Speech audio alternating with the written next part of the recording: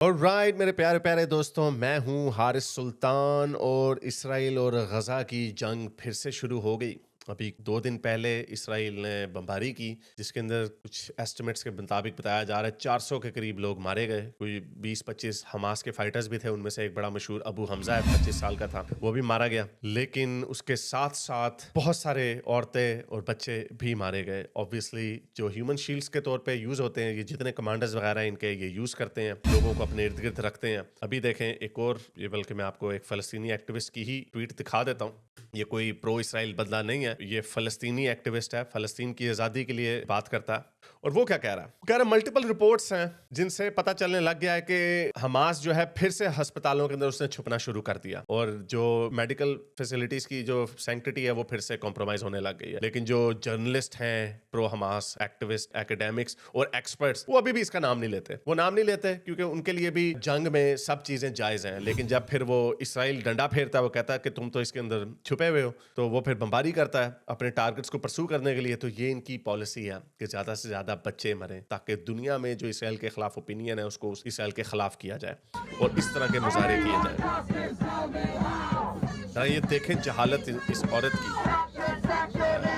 इनको, मुझे लगता है इनको पार्टी के लिए ना एक शुगल के लिए मौका चाहिए। जरा चेक करें, ये जो मटक मटक कर डांस कर रही है, चिकन्स फॉर केएफसी हैं, इनको क्या, मैं इनके ऊपर बात करूं, क्या लथी चढ़ी इनके ऊपर बात करें। और इनमें से कोई भी बंदा इस नैरेटिव की बात नहीं करता। ठीक है, आपका एक नैरेटिव है, आप समझते हैं कि फलस्तीनियों के ऊपर जुल्म हो रहा है और उनको आज़ादी मिलनी चाहिए, लेकिन ये इस तरह के नैरेटिव को कभी भी पैडल करने की कोशिश नहीं करते। ये सिर्फ अपने नैरेटिव जो इसको सूट करता है उसकी बात करते हैं। अब ये एक पोस्ट में पढ़ रहा था फेसबुक के ऊपर कि ये एक फलस्तीनी कह रहा है कि जिसके अंदर भी थोड़ी सी भी इंसानियत से प्यार है, मजहब है, मोरालिटी है, इखलाकियात है, कोई इसकी ज़मीर है, तो वो इस वक्त गजा में हमास के खिलाफ आवाज़ उठाए और हमास के ऊपर प्रेशर डाले कि वो हॉस्टेजेस को रिलीज कर दे, क्योंकि हमास की वजह से हम मर रहे हैं। लेकिन इस तरह के नैरेटिव को कोई भी पैडल नहीं करता। क्यों नहीं पैडल करता? ये मैंने पहले भी सर्वे शेयर किया था। सारे जो गजा के लोग हैं वो हमास के साथ नहीं खड़े। ये एक सर्वे हुआ था 7 अक्टूबर के बाद, जिसमें उनसे सवाल पूछा गया था कि क्या हमास का फैसला 7 अक्टूबर को जो दहशतगर्दी का हमला था, क्या वो सही फैसला था? 37% गजा के लोगों ने कहा था गलत फैसला था।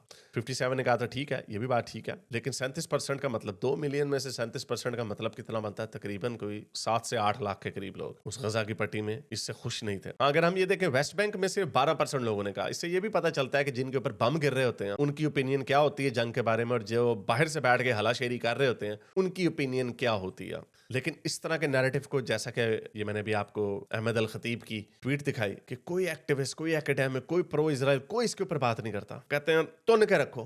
क्यों ऐसा? क्योंकि खुद तो बड़े मजे से बाहर बैठे हुए हैं। बहुत सारे बाहर से बैठ के हलाशेरी देते हैं। और हमास की ऐसी वाहिद एक टेररिस्ट ऑर्गेनाइजेशन है। इवन अलकायदा ने भी ऐसा नहीं किया था कि एज अ स्ट्रेटजी वो ज्यादा से ज्यादा अफगानियों को मारे या मरवाएं। इनकी स्ट्रेटजी का हिस्सा है कि जितने ज्यादा गजा के लोग मरेंगे उतना ये जो बाहर नाच गाने, प्रोटेस्ट और जो राइट्स होते हैं वो होगा, और इसराइल के खिलाफ पब्लिक ओपिनियन चेंज होगी। और बहुत सारे इसमें ये सक्सेसफुल भी हुए हैं, इसमें कोई ऐसी बात नहीं है। बहुत सारे यूरोपियन कंट्रीज जो हैं उन्होंने फलस्तीन को तस्लीम भी कर लिया, इसराइल के खिलाफ करारदाद भी मंजूर करवाई, और बेंजामिन नेतन्याहू को इंटरनेशनल क्रिमिनल कोर्ट में भी उसके ऊपर केस चला दिया वगैरह वगैरह। तो बहुत जगह पे सक्सेसफुल भी हुए। लेकिन ग्राउंड में रियलिटी क्या है? वो पीछे नहीं हटते। वो कहते हैं अच्छा, अगर तुमने अपने शहरी मरवाने हैं तो हम क्या करें? अगर वो मरते हैं तो मर जाए, फिर 400 के करीब जिस तरह भी मरे हैं, तुम्हें परवाह नहीं अपने शहरियों की, तो हम भी क्या करें? हमने तो जाहिर बात है, अगर आप ठंडे दिमाग से न्यूट्रल होकर सोचें, इसराइल के लिए तो उसका अपना सर्वाइवल ज्यादा मैटर करता है ना, बनिस्बत इसके के गजा के लोग, सिविलियंस की कैजुअलिटीज क्या है। ऑब्वियसली वो आइडियली वो ये नहीं चाहेंगे कि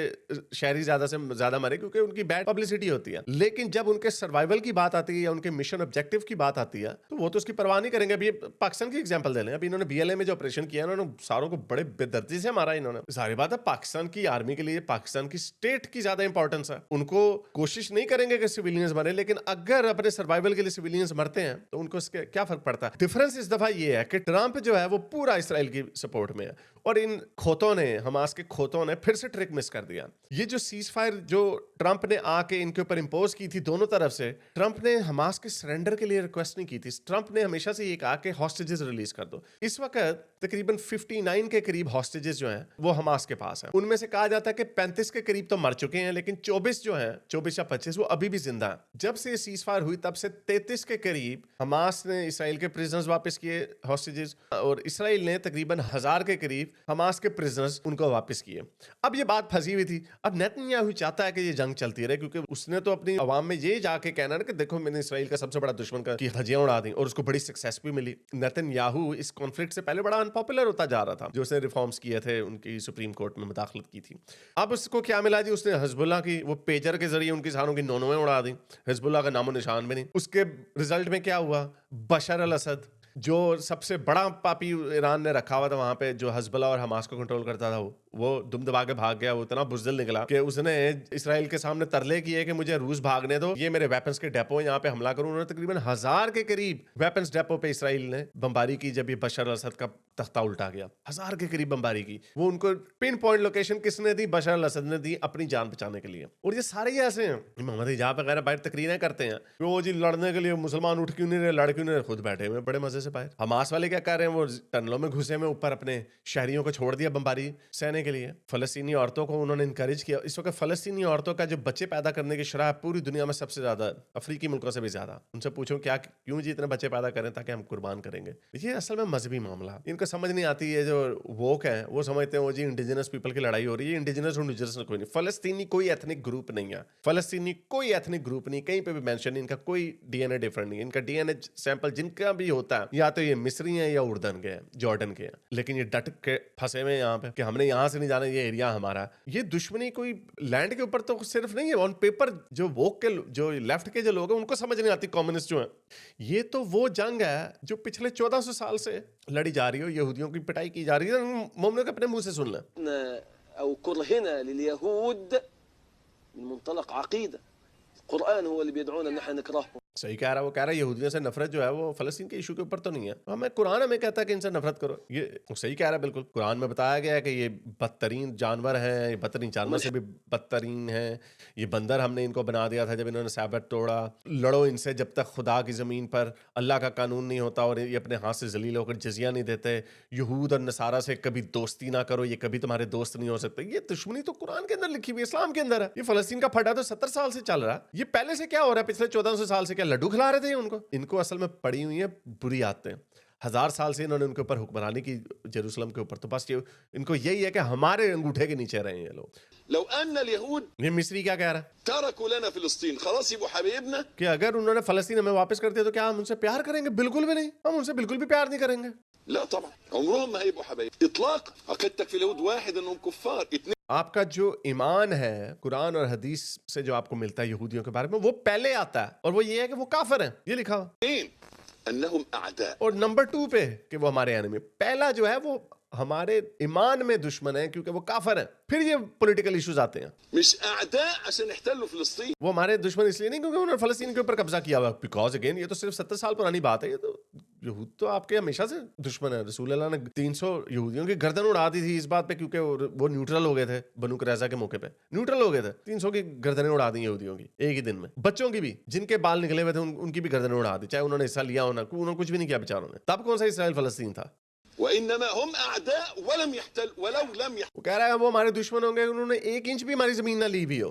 نحن نعادي يهود حتى ولو اعادوا. یہ قطری کیا کہہ رہا ہے, یہ کہہ رہا ہے کہ ہم ان یہودیوں کو ہمیشہ ایز اے دشمنی دیکھیں گے اگر وہ ہمیں فلسطین واپس بھی کر دیں. تو بہرحال اس طرح کی ہزاروں ویڈیوز پڑی ہوئی ہیں, ہزاروں ویڈیوز. موسٹلی یہ جو ناچ گانے کرنے والے آ جاتے ہیں سوشلسٹ, اور یہ فلسطین کا جھنڈا لگا دیتے ہیں, واٹر میلن لگا دیتے ہیں, الو کے پٹھوں کو ککھ نہیں پتا کہ یہ روٹڈ یہ اسلامزم کی لڑائی ہے. اور جب رید ہے کہ ان کے پاس کوئی بچتا نہیں ہے, ہر طرف سے پٹائی ہوتی ہے, تو بدوائیں دینے لگ جاتے ہیں. یہ ایک ٹویٹ دیکھیں وائرل ہوئی, 500,000 ویوز ملے. اس کی ٹویٹ کیا ہے جی, وہ کہہ رہا ہے اللہ اس کی کمر توڑ دے اور اس کے جسم سے اس کی روح نکال دے, آمین آمین سم آمین.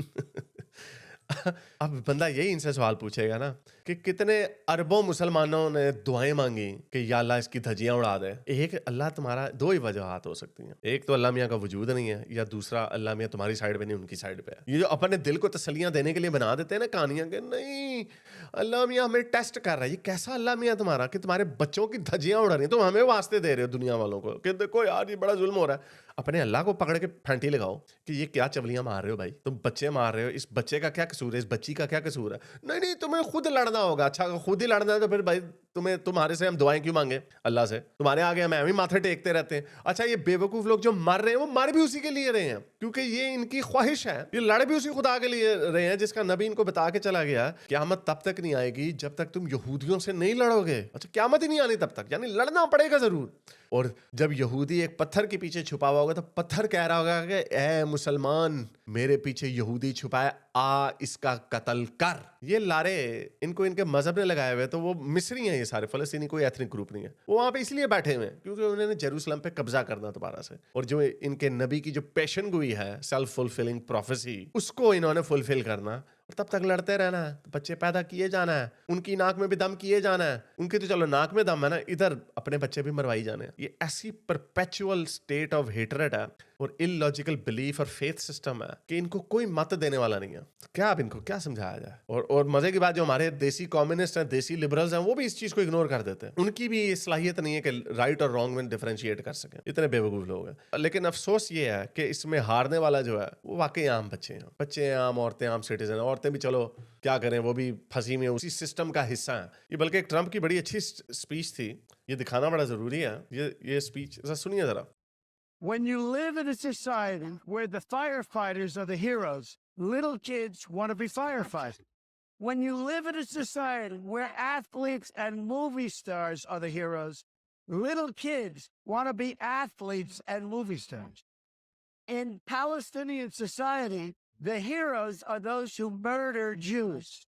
We can't let this continue. Picture में लोग सचिन तेंदुलकर को देखते हैं, विराट कोहली को देखते हैं, तो वो ऐसा बनना चाहते हैं। और ऐसा पाकिस्तान में भी है। लोग वसीम अकरम, वकार यूनुस को देख के शुआब अख्तर बना। लेकिन यहाँ पे इन्होंने एक ऐसी नफरत और वायलेंस की फजा गर्म की हुई है। वहाँ पे उनकी औरतों से उन्होंने ऐसे हजारों वीडियोस पड़ी हुई हैं जहाँ पे वो फख्र से कह रहे हैं हम बच्चे मजीद पैदा करेंगे ताकि लड़ें जाके शहीद हों। बहुत सारी वीडियो मेरे पास पूरा फोल्डर पड़ा हुआ, मैं दिखा नहीं सकता। दिखाने लगा तो मैं वो फिर यूट्यूब नहीं दिखाने देता। तो ये अनफॉर्चुनेटली सिलसिला मुझे नहीं लगता ये कम होने वाला है। ये इन्होंने मिस कर दिया। अगर ये सारे हॉस्टेजेस वापस कर देते तो शायद ट्रंप इसराइल के ऊपर प्रेशर करता कि कोई डील करो कुछ और। वो सरेंडर करने के लिए तैयार नहीं है। लेकिन ये फिर से वो यहूदी ज्यादा वो चलाक है इनसे, वो वैसे भी चलाक है इनसे। तो बहरहाल ये अगले 2-3 महीने के लिए कमर कस लें फिर से, क्योंकि नेतन्याहू ने कह दिया this is just the beginning. उसने 400 बंदे मार दिए और अब इस तरह की वीडियोस आना शुरू हो जाएंगी और ये तमाशे फिर से शुरू हो जाने। लेकिन इनको अक्ल नहीं आनी। अगर आपको मेरी ये वीडियो अच्छी लगी तो मेरे चैनल के मेंबर बनिए, पेट्रन बनिए, या फिर आप मुझे बाय मी या कॉफी में भी सपोर्ट कर सकते हैं।